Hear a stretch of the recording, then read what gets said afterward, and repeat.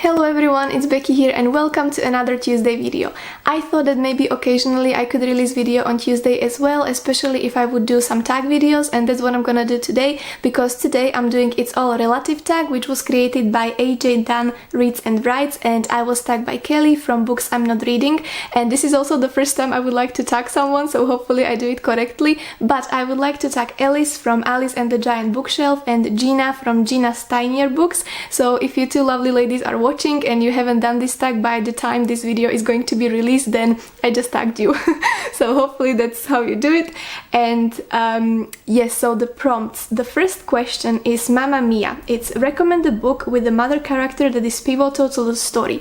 And here I will be talking about the book which I mentioned in my latest wrap-up video called Shaggy Bane by Douglas Stewart, because I feel that I mentioned the story of the book in my previous video, but basically the main character is Shaggy and he is growing up with his mother Agnes and his father, who is not the greatest father figure at all, and it's a story about Glasgow and Scotland and working class family living in that place during 1980s. That's when the story begins. But for me personally, I always felt when I was listening to this book that this story is more about Agnes, the mother, more than a Shaggy, for me personally at least.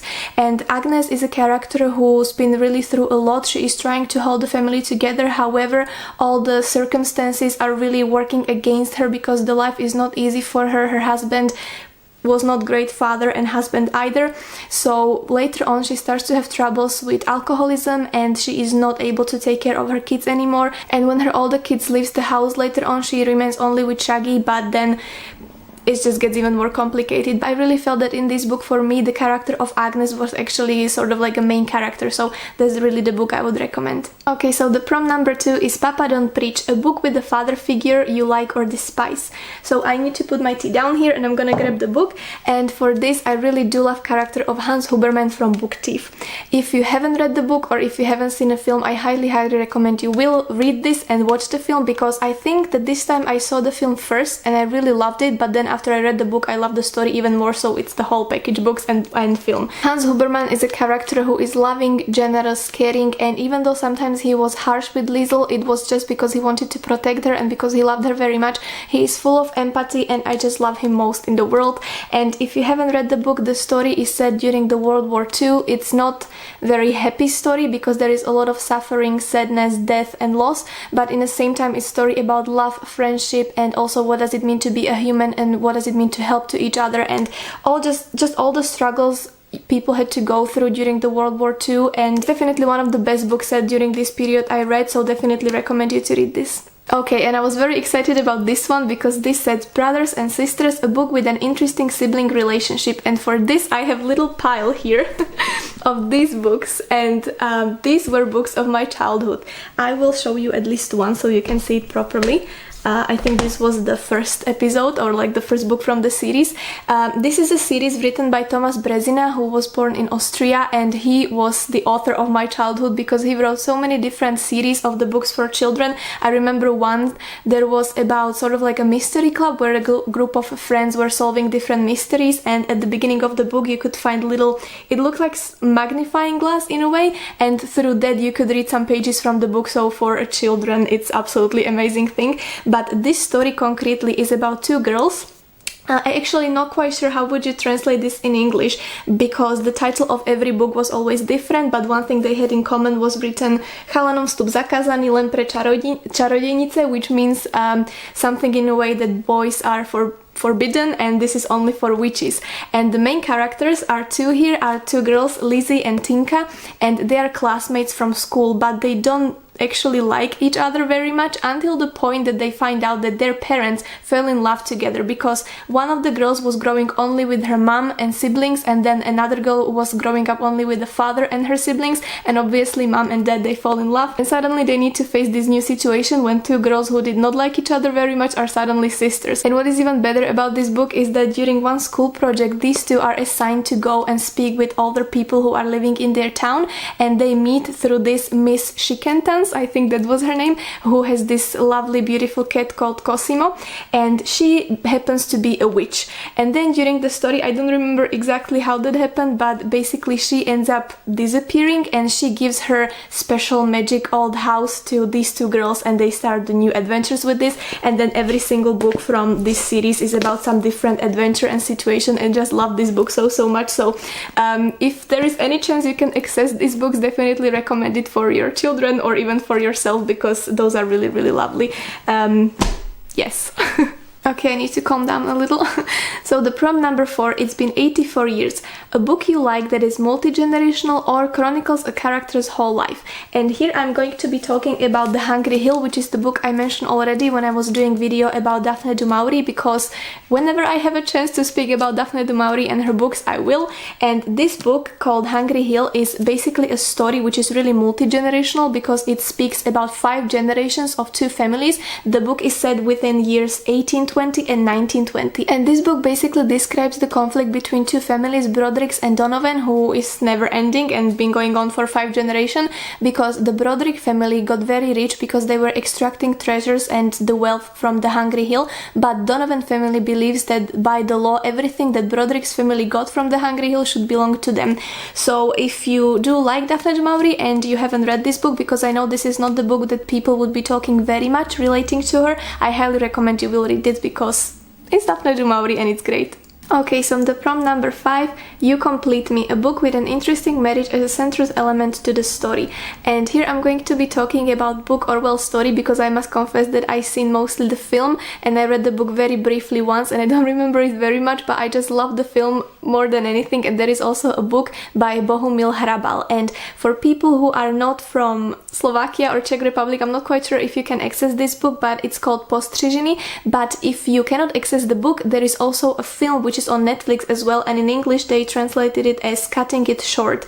So if you have a chance, definitely watch it, because this film, it's been warming my heart since I seen it for the first time. And it's a story about a brewer who creates a beer with his company, and basically his wife is sort of like a beauty of the town. She has this longest hair ever, and it's just really story which when I saw the film I said, okay, this is how the marriage should look like. I just really love it.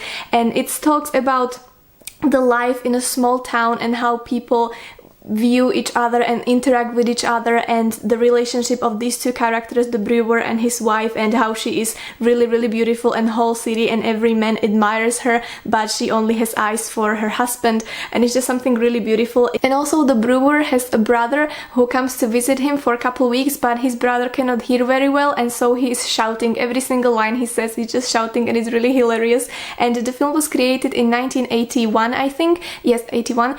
And I just love the whole aesthetic. Also the film was set in a little bit earlier time period, so like all the historical costumes and everything is just really beautiful, and I highly recommend you will watch it, or then if you have a chance read the book, because I just love it. Okay, the prompt number 6, Picture It Sicily, a book with an interesting elder character, for example grandparent or great-grandparent.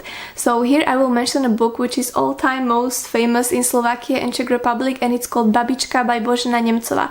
Babička means grandmother, and I think that you should be able to access this book as well wherever you are, because this book was translated to more than 21 languages, and it was book published first in 1850s, I believe, and I have the edition from 1920s, and it's just absolutely beautiful, because very old, and I love, you know, I love old books and just yellow pages and smell, but there are absolutely beautiful illustrations in this book as well. Let me find another one.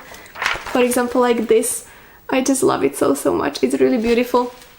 And this is a book where I've seen the film more times than I read the book, I must confess, and it's really beautiful. It's like a national treasure, you could say, for Czech Republic, but also Slovakia pretty much. And in this story, the main character here is Granny, grandmother, babička. What I really like about this book is that it's basically sort of like reminiscing of the author for her own childhood and the times when she was growing up, and it's really describing beautifully the life in those particular times, how people used to live, some traditions and customs and all the aesthetics, and it's just really beautiful, and I would highly recommend you to read it, because it's just really beautiful story, and also the film really makes me emotional when I watch it. So this would be the one where the granny is very important. And also I want to point out one more book. It's called Rozprávky starej matere, and this is by Mária Jančová, who was one very famous Slovak author who was writing literature for children. And if you are from Slovakia, for example, I'm sure you can still access this book, and it's very thin. And I remember reading this book when I was maybe 9 or something, and this was the first time I really realized that reading is something I really do love. And again, it's a very similar theme of this one, where basically a grandmother is reminiscing about her whole life and talking to her grandchildren about how she used to live as a child and what kind of traditions they have. And you know, I just really like stories like this, so definitely these two books are two which I would recommend. And yeah, maybe if I once finish my own book, you can read it as well about, you know, grandmother and so. Alright, and slowly moving to the prompt 8, I think we are alone now, a book with a character who was lost, left behind or abandoned. Can also be a story with an orphan or adopted character.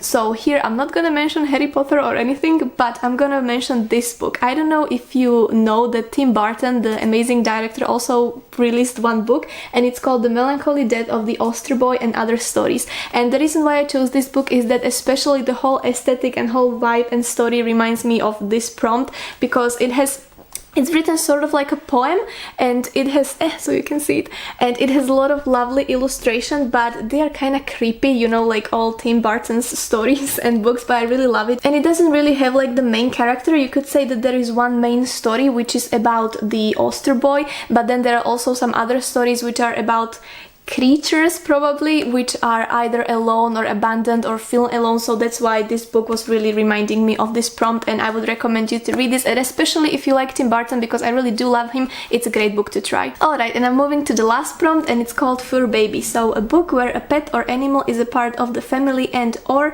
plays an important role in the book. And here I would like to speak about book which I have not read yet, so I very briefly mentioned just the story, and it's called The Traveling Cat Chronicles by Hiro Arikawa. In this book, I guess that the main character is cat called Nana, and he is traveling almost through whole Japan with his owner Satoru, but he really doesn't know why they are traveling, why they are visiting all his friends. And I believe that this is the book which is supposed to be written from the point of view of the cat. So I'm really curious how this is gonna be, and if you read the book, you can let me know in the comments what you think of it, whether you like it, because I'm really excited to read this. Alright, so these were all the questions from the tag. Thanks again, Kelly, for tagging me. I hope you guys enjoyed this video and you found some lovely books for inspiration, and I will see you with another video very soon. Take care, bye!